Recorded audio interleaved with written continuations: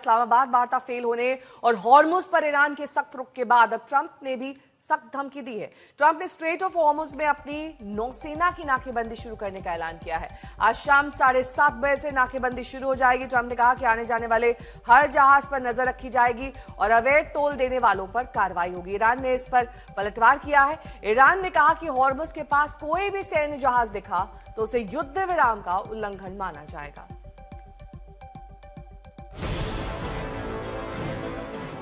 Bad news is that we have not reached an agreement. We go back to the United States having not come to an agreement. We leave here with a very simple proposal, a method of understanding that is our final and best offer. Iran से 21 घंटे की बातचीत के बाद अमेरिकी उपराष्ट्रपति JD Vance ने महज 3 मिनट 17 सेकंड की मीडिया ब्रीफिंग खत्म की तो इसी के साथ पश्चिम एशिया में शांति की राह निकलने की सारी उम्मीदें भी कुछ समय के लिए मिट्टी में मिल गई। वैंस के बेरंग अमेरिका लौटने और अमेरिकी शर्तों के आगे ईरान के सरेंडर न करने से आहत राष्ट्रपति ट्रंप ने ट्रूथ सोशल से बड़ा धमाका कर दिया। ट्रंप ने कहा अब अमेरिका हॉर्मुज की नाकेबंदी करेगा। ट्रंप ने लिखा, मैंने अपनी नौसेना को निर्देश दिया है कि अंतर्राष्ट्रीय जल क्षेत्र में हर उस जहाज को खोजकर रोका जाए जिसने ईरान को कोई शुल्क दिया है। जो कोई भी अवैध टोल का भुगतान करेगा उसे खुले समुद्र में सुरक्षित मार्ग नहीं मिलेगा। हम जल डमरूमध्य में ईरान द्वारा बिछाई गई बारूदी सुरंगों को नष्ट करना भी शुरू करेंगे। कोई भी ईरानी जो हम पर या शांतिपूर्ण जहाजों पर गोली चलाएगा उसे पूरी तरह नष्ट कर दिया जाएगा। ईरान किसी से भी बेहतर ये जानता है कि इस स्थिति को कैसे खत्म किया जाए जिसने पहले ही उनके देश को तबाह कर दिया है। ट्रंप की इन बातों से साफ है कि हॉर्मुज में अब लड़ाई छिड़ने वाली है। ट्रंप ने आगे कहा कि नाकेबंदी जल्द शुरू होगी। इस नाकेबंदी में अन्य देश भी शामिल होंगे। ईरान को इस अवैध उगाही से मुनाफा कमाने की अनुमति नहीं दी जाएगी। वे पैसे चाहते हैं और इससे भी अधिक वे परमाणु हथियार चाहते हैं। इसके अलावा और उचित समय पर हम पूरी तरह तैयार हैं और हमारी सेना ईरान में जो थोड़ा बहुत बचा है उसे भी खत्म कर देगी। ट्रंप ने हॉर्मुज की नाकेबंदी की धमकी दी और अमेरिकी सेंट्रल कमांड ने नाकेबंदी का मुहूर्त भी जारी कर दिया। वॉशिंगटन के समय के मुताबिक 13 अप्रैल सुबह 10 बजे से नाकेबंदी शुरू होगी, यानी भारतीय समय के अनुसार शाम के 7:30 बजे। लेकिन इन धमकियों के बीच ईरान भी एक्शन में है। ईरान की रेवोल्यूशनरी गार्ड नेवी ने वीडियो जारी कर दावा किया है कि हॉर्मुज स्ट्रेट पर उसका पूरा नियंत्रण है और किसी भी सैन्य जहाज को यहां घुसने की कोशिश करने पर कड़ा जवाब दिया जाएगा। हालांकि ईरान का कहना है कि आम व्यापारिक जहाजों के लिए रास्ता खुला है, लेकिन सैन्य मौजूदगी बर्दाश्त नहीं की जाएगी। ईरान की सैन्य प्रवक्ता का बयान देखिए, हॉर्मुज जल डमरूमध्य के पास आने वाले युद्धपोतों का दृढ़ और निर्णायक जवाब दिया जाएगा। यदि संयुक्त राज्य अमेरिका जमीनी आक्रमण शुरू करता है तो हम 10 लाख से अधिक सैनिकों की तैनाती के लिए तैयार हैं। वहीं IRGC ने सख्त तेवर अपनाते हुए कहा कि हॉर्मुज जल डमरूमध्य गैर सैन्य जहाजों के लिए सुरक्षित आवागमन के लिए खुला है और जो भी सैन्य जहाज किसी भी नाम या बहाने से इस जल डमरूमध्य के करीब आने की कोशिश करेंगे उसे युद्ध विराम का उल्लंघन माना जाएगा और उसके साथ सख्ती से निपटा जाएगा। साफ नजर आ रहा है हॉर्मुज को अमेरिका नाक का सवाल बना चुका है और ईरान इसे हथियार की तरह इस्तेमाल कर रहा है। ऐसे में डर ये है कि कहीं 2 हफ्ते का युद्ध विराम अपनी मियाद से पहले न टूट जाए और हॉर्मुज ट्रंप का बारूदी हमले का नया ठिकाना न बन जाए। आज तक ब्यूरो। प्रणय उपाध्याय मेरे सहयोगी जुड़ गए हैं तमाम जानकारी के साथ। आशुतोष मिश्रा भी हमारे साथ लगातार जुड़े हुए हैं। प्रणय, जिस तरह से नाक और साक का सवाल हॉर्मुज को अब राष्ट्रपति डोनाल्ड ट्रंप ने बना लिया है, वो कह रहे हैं कि हम लगातार वहां पर स्थिति को नियंत्रण में रखेंगे। कैसे कर पाएंगे वो नियंत्रण जब उसको लेकर इतना आक्रामक है ईरान? देखिए नेहा, यहाँ ये समझना होगा कि ये केवल राष्ट्रपति डोनाल्ड ट्रंप के लिए नाक और साक का सवाल नहीं है, बल्कि दुनिया के लिए भी जरूरत का सवाल है। क्योंकि अगर जहाज वहां पे पूरी मुक्तता के साथ में नहीं निकल पा रहे हैं तो ये दुनिया की ऊर्जा सप्लाई को बाधित कर रहा है। ईरान भी इस को प्रेशर पॉइंट की तरह, ट्रम्प कार्ड की तरह इस्तेमाल कर रहा है इस पूरे नेगोशिएशन के अंदर और उसे लगता है कि उसके पास सबसे कारगर हथियार यदि कोई है तो वो स्ट्रेट ऑफ हॉर्मुज का क्लोजर ही है। निश्चित रूप से आपने बिल्कुल ठीक कहा कि ये एक नया टकराव का मोर्चा बनता चला जा रहा है और इस टकराव में यदि अमेरिकी नौसेना उस इलाके के अंदर दाखिल होती है तो फिर ये एक और सैन्य टकराव की वजह बनेगी, क्योंकि ईरान के ऊपर जो मैक्सिमम प्रेशर है उस मैक्सिमम प्रेशर के तहत राष्ट्रपति डोनाल्ड ट्रंप ने नेवल ब्लॉकेड का भी आदेश दे दिया है और वो चाहते हैं कि ईरान उनकी शर्तों को स्वीकार कर ले। निश्चित रूप से जब ऐसे में जबकि सीज फायर चल रहा है, 5-6 दिन हो चुके हैं सीज फायर को और अभी भी इस बात की आशंका बरकरार है कि ऐसे में जबकि अमेरिका अपनी नौसेना को भेज रहा है, अपने अन्य सैनिक दस्तों की मौजूदगी उसने बढ़ाई है और वो ईरान पर इस बात का दबाव डाल रहा है कि स्ट्रेट ऑफ हॉर्मुज को फौरन खोला जाना चाहिए और उसी स्थिति में खोला जाना चाहिए जैसा वो 28 फरवरी के पहले था। तो क्या ईरान इस चीज के लिए तैयार होगा?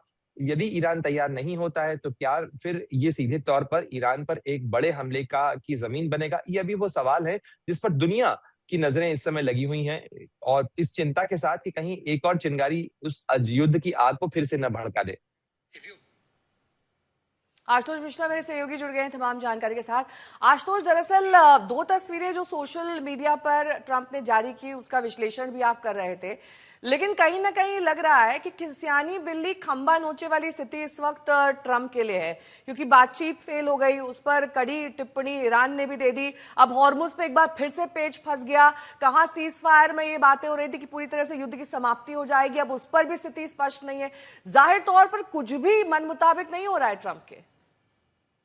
बहुत पुराना कहावत कही जाती है कि कुछ ऐसी चीज है जो आप ना उगल सकते हैं ना निगल सकते हैं, और ईरान अब अमेरिका के लिए वही स्थिति बन चुका है। आपने कहा कि हमें एक प्लेटफॉर्म चाहिए बात करने के लिए, इस्लामाबाद टॉक हुआ, वो टॉक फेल हो गई क्योंकि अकॉर्ड हो नहीं पाया। अब किसी भी तरह आपको सप्लाई लाइन तो देखनी है, वो कह रहे हैं माइनिंग है, पूरी दुनिया का प्रेशर, आप कह रहे हैं कि युद्ध से बाहर निकलने के लिए वो स्केप रूट था। तब अचानक जेडी वैंस कह देते हैं कि बात तो न्यूक्लियर पे थी, न्यूक्लियर पर वो नहीं।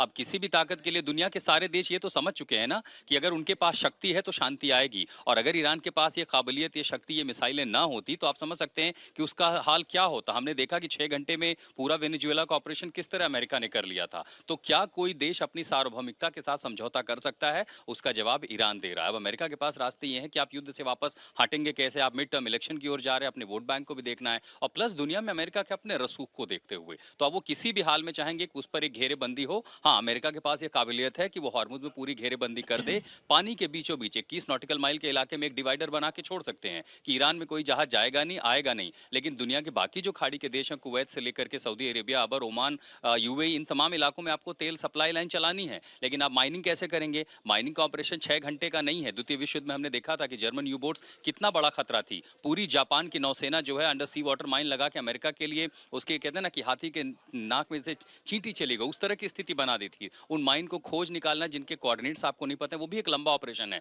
तो आप हम समझ लीजिए कि खाड़ी एक बार युद्ध के ऐसे मुहाने पर है कि पिछली बार तो 39 दिन चला, इस बार ये कितने दिनों तक जाएगा, इसकी समय सीमा की संभावना अब इसको कोई प्रेडिक्ट नहीं कर पाएगा। नेहा, ठीक है, बने रहिए हमारे साथ। इस बीच आखिरी करीब 5 हफ्तों की भारी बमबारी और भारी नुकसान के बाद ईरान अमेरिका की धमकी के आगे क्यों नहीं झुक रहा है? वॉल स्ट्रीट जर्नल के एक रिपोर्ट के मुताबिक ईरान के पास अभी भी सेंट्रीफ्यूज और एक भूमिगत स्थल हो सकता है जहां वो यूरेनियम संवर्धन जारी रख सकता है। सबसे महत्वपूर्ण बात यह है कि ईरान ने करीब 1000 पाउंड के करीब हथियार योग्य स्तर के यूरेनियम का भंडार बचा कर रखा है, जिसका आधा हिस्सा इस्फहान परमाणु स्थल के नीचे गहरी सुरंगों में ताबूत में रखा गया है, जैसा कि संयुक्त राष्ट्र की परमाणु एजेंसी ने बताया।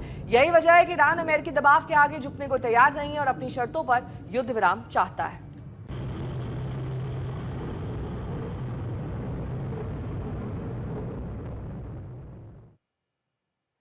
प्रणय मेरे सहयोगी जुड़ गए हैं तमाम जानकारी के साथ। प्रणय, क्या डिटेल में ईरान ने बता दिया है कि युद्ध विराम के लिए सबसे जरूरी, सबसे महत्वपूर्ण शर्तें क्या है उनके लिए? देखिए, ईरान ने तो अपनी शर्तें बताई हैं नेहा, लेकिन क्या आपको नहीं लगता कि इस तरीके की जो आने वाली रिपोर्ट्स हैं अमेरिकी मीडिया से वो कहीं न कहीं अमेरिका की उन दलीलों को दम देने के लिए है कि उसको क्यों ईरान के अंदर जाना चाहिए, क्यों उसको अपने साइंटिस्ट को भेज के और उस अपनी टीमों को भेज के उन सेंट्रीफ्यूजेस को और उस हाई एनरिच्ड यूरेनियम को निकाल कर लाना चाहिए। ये सारी चीजें मुझे लगता है कि अमेरिकी तर्कों को धार देने के लिए और अंतर्राष्ट्रीय दबाव बनाने के लिए प्रकाशित की जा रही है। इनका कोई आधार अभी तक अंतर्राष्ट्रीय तौर पर तो सामने नहीं आया है। इसलिए सामने नहीं आया है क्योंकि एक तरफ राष्ट्रपति डोनाल्ड ट्रंप कहते रहे हैं कि उन्होंने ईरान की जो न्यूक्लियर फैसिलिटीज हैं उनको तबाह कर दिया है, बर्बाद कर दिया है। फिर भी अमेरिका अश्योरेंस चाहता है। ये लगातार इंडिकेशंस आते रहे कि ईरान ने अपना जो हाईली एनरिच्ड यूरेनियम है उसको रिलोकेट किया है, उसको दूसरी जगहों पे पहुंचाया है। वो कहाँ है, इस नाम के ऊपर ईरान की कई यूनिवर्सिटीज को भी बॉम्ब किया गया इन 40 दिनों के दौरान। तो काफी गड्ढमड्ढ सी स्थिति है, इसके अंदर कोई स्पष्टता नहीं है। हालांकि जो सवाल आपने किया कि क्या ईरान ने बता दिया है,